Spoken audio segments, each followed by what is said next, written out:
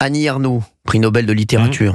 Fianso, Assa Traoré, Guillaume Meurice, Virginie Despentes, Médine, Béatrice Dalle, Swan Arlo, comédien, Anna Mouglalis, actrice, Geoffroy de Laganerie, philosophe. Alors lui, c'est... Solane, artiste. Sefiou, artiste. Camille Etienne, militante écologiste. Usul, vidéaste journaliste. Barbara Stigler, philosophe. Dofla, créateur de contenu. Aïssa Maïga, actrice et réalisatrice. Robert Guédiguian. Guédiguian, exactement. Donc, qui est très connu quand même. Bien sûr. Réalisateur. Isabelle Garot, philosophe.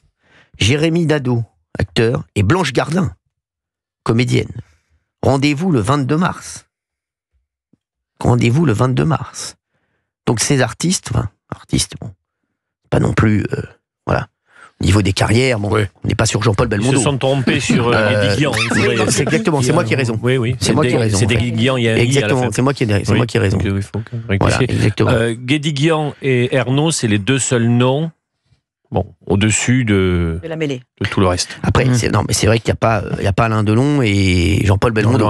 Bon, après, quand même, ces gens quand même, n'hésitent pas à aller. Moi, Béatrice Dalle, je suis quand même étonné. Oui. Blanche Gardin. Robert Guédiguian, je suis même étonné, il a fait un film sur la résistance. Oui. Donc c'est un vrai sujet. Alors la question qui se pose, c'est à une manifestation qui a appelé au rassemblement avec un visuel antisémite. C'est une manifestation contre le racisme dont le visuel a été condamné par SOS Racisme. Oui, mais la question qui se pose, c'est est-ce que ces gens-là ont donné leur accord avant les visuels? C'est ça. Bonne question. Oui, mais là, apparemment, c'est ceux qui sont confirmés. Hein. Ça a été publié hier. Ça a été publié hier. La liste a été publiée hier. Donc, par Clémence Guettet. Il faut bien le dire, c'est la France Insoumise qui fait cette liste et qui l'a publiée. C'est la France Insoumise. Et donc, il n'y a aucun problème d'aller manifester après un visuel antisémite. Ils croient marcher contre le racisme, ils vont marcher pour l'antisémitisme. Exactement. C'est insupportable. C'est insupportable. Et ils pensent être du bon côté. Ils pensent être du bon côté de la barrière après le visuel qu'on aurait pu voir dans la France de Vichy. Ils vont manifester contre l'extrême droite alors qu'ils en sont l'héritier avec leur visuel. Et ils vont y aller, et ils vont avoir la sensation de lutter contre l'extrême droite. Et ils ont fait un nouveau visuel mettant les visages à nouveau de Cyril, de Pascal Praud, de Bruno Retailleau, qu'ils ont à nouveau retiré. Et il y a Éric Ciotti également. Oui. Alors ils passent leur temps à mettre des affiches pour les retirer ensuite. Oui. Et qu'est-ce qu'ils vont dire? Qu'est-ce qu'ils vont dire cette fois sur celle-ci? C'est encore Groc ou je ne sais quoi qui a écrit qu'ils partent ou... Tu sais pourquoi ils l'ont retiré? Parce que c'était de la diffamation. Ils utilisent le mot raciste. Traiter les gens de racistes. Et quand on utilise le mot raciste, il faut que les gens aient été condamnés pour racisme. Voilà. Sinon, on ne peut pas les appeler des racistes. Sinon, c'est diffamatoire. Ça va faire une deuxième plainte et un deuxième procès gagné. Troisième. On va leur prendre beaucoup d'argent, là, les filles. Ah ouais. Mais c'est vrai. Non, après, et sans rigoler, mais même ça, les mecs, ils savent très bien qu'ils vont perdre, que ça va leur coûter de l'argent.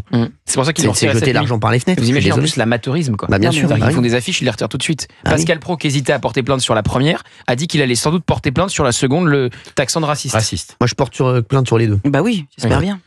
Bien sûr. Vous avez raison. On vous fait d'abord une image antisémite, donc une image raciste, et après on vous texte de raciste. Un peu la double peine quand même, faudrait savoir.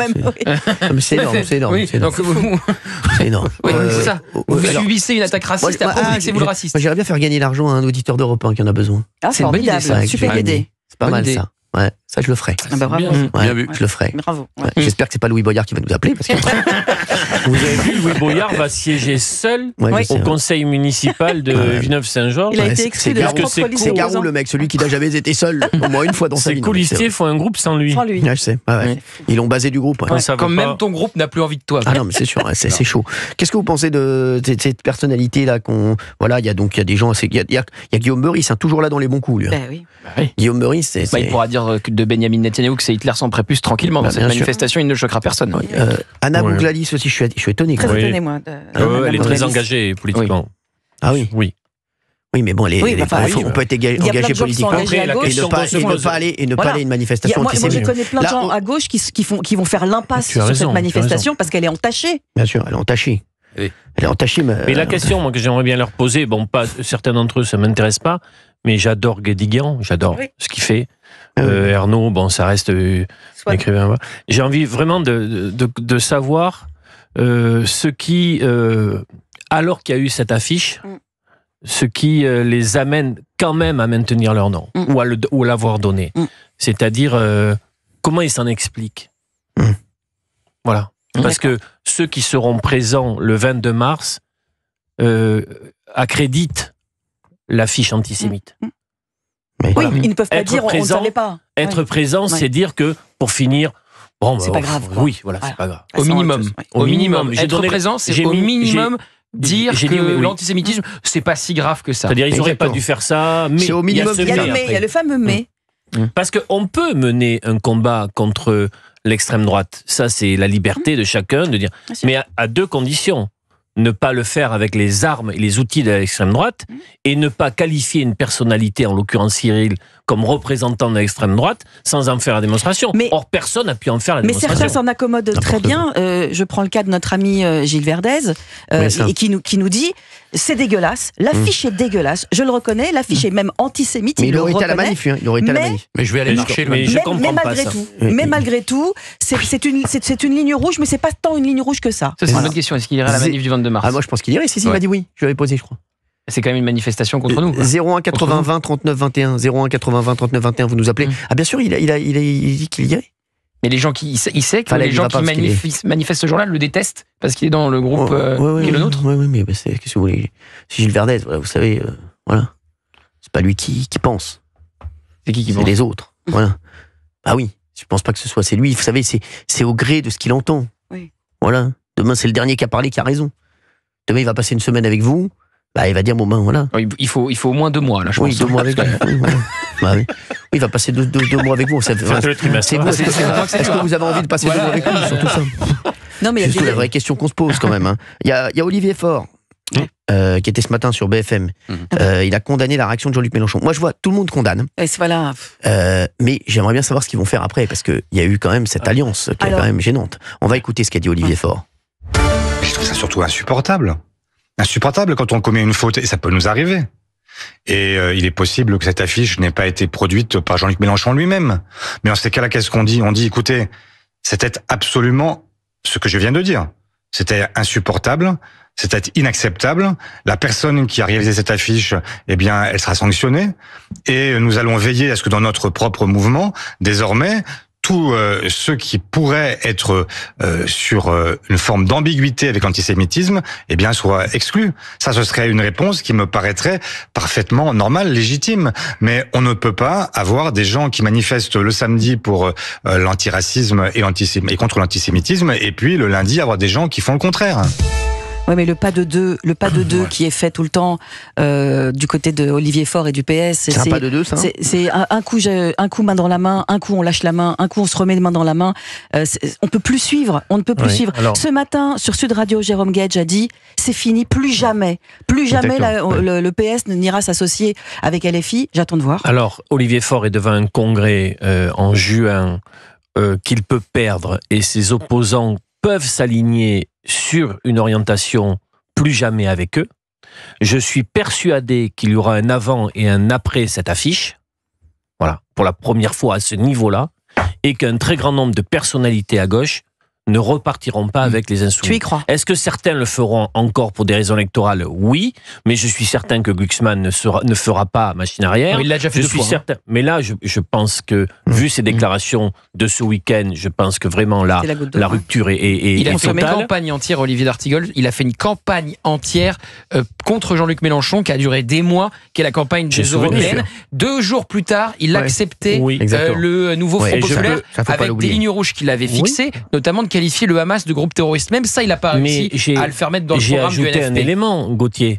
Oui. C'était avant l'affiche. Et il veut qu'on lui rende la statue de la liberté. Est-ce que tu me crédites sur l'idée qu'il y aura un avant et après cette affiche? Je suis même pas sûr. Pour eux, ils oublient très vite. Excuse-moi, je suis pas sûr. Mais pour certains, j'aimerais y croire, Olivier. J'aimerais y croire. J'y crois pas, moi. Il y a 2 sujets. Un, il y a tous les partis de gauche vont-ils retourner à la soupe ou non? Donc les écologistes, les socialistes et les communistes. Ça, c'est le premier sujet. Alors les communistes, je suis pas sûr. Fabien Roussel, là, quand même. Fabien Roussel, il avait été comparé à Doriot, un collaborateur. Il était retourné au nouveau Front populaire ensuite. Donc moi, je sais pas. Même les attaques personnelles, ça les fait pas bouger. Et ensuite, le deuxième sujet, excusez-moi, demain, nouvelle dissolution, à nouveau des seconds tours RN-LFI. Que fait Gabriel Attal? Que fait l'ancienne majorité présidentielle? Que fait Renaissance? Gérald Darmanin a dit hier matin que pour lui, le premier danger, c'était LFI.